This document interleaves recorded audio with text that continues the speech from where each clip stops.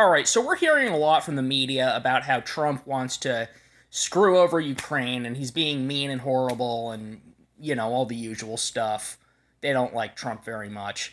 Um, but I was actually watching an interview with Tucker Carlson, and he was interviewing a guy called Daniel Davis, who's a former lieutenant colonel in the U.S. military, who was actually one of the first people to speak out against the war in Afghanistan.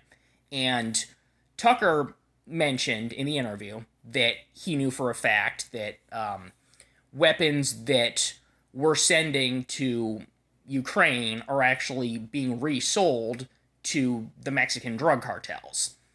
And it's not new information for me that that weapons that we're sending to Ukraine are ending up in the hands of criminals. I saw a speech from Rand Paul a couple years ago where there was actually a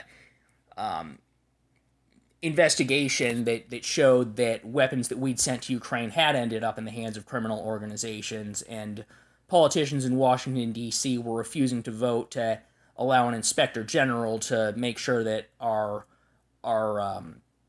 aid that we're sending to Ukraine was actually going where it was supposed to, even though we have that for Afghanistan and other places that were involved. But but yeah, so it turns out that some of these weapons are actually ending up in the hands of the Mexican drug cartels. Now,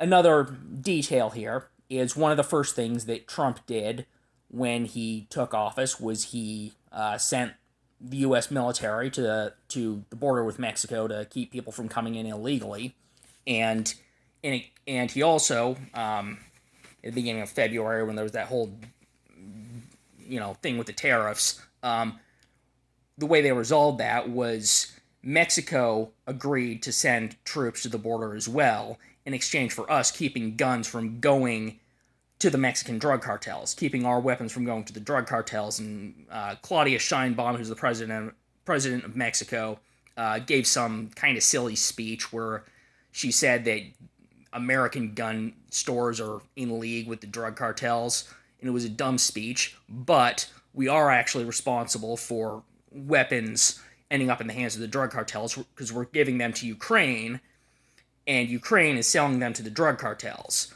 And this also means that the Ukrainians have completely stabbed us in the back after we've put sanctions on Russia that have driven gas prices up, and screwed our own people, to help Ukraine. And also we've risked starting World War III, which would lead to young men getting drafted. And that was so that they could protect their sovereignty against the evil Russian invaders, and they turn around and stab us in the back. And now we have an agreement with Mexico in exchange for getting them to send their military to the southern border. In order, we have an agreement that says we're not going to let our weapons fall into the hands of the drug cartels that are terrorizing Mexico and also terrorizing the United States. So, there's no reason why we should be continuing to enable Ukraine. And also, I was watching the Young Turks because I watch them because I think that Anna Kasparian, at the very least, is a good faith actor. I think that Cenk generally has the right intentions, although he's a little bit more iffy, but, that's beside the point. The fact is, they are a left-wing outlet, and they're not particularly friendly to Trump, but they admitted that the reason, I think Anna actually said that the reason why she thinks Trump wants to do this is why he wants peace with Russia is because he wants to end the sanctions so he can get gas prices down, so he can stop inflation. So every part of this is doing what's in the best interest of the United States, and it's, telling Zelensky, who has already stabbed us in the back and taken advantage of our country, to pound sand. And I think that's exactly what he should do. And I think I mean, Trump's actually, I think, being pretty generous to Ukraine under the circumstances, and I think he's doing that because he does care about our allies not just getting completely screwed. And I think that's also why he's been as conciliatory as he has towards Netanyahu. Which, I mean, I don't personally like. I think we should tell Netanyahu to just go to hell, but that's not the approach Trump's taken, and that's a separate issue.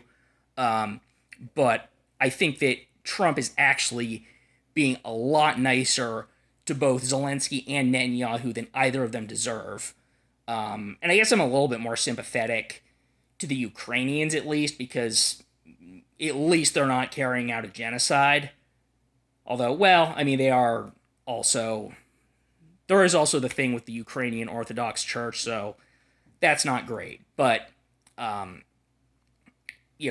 do think that Trump is being extremely generous to Ukraine, and he's being very magnanimous towards Zelensky under the circumstances.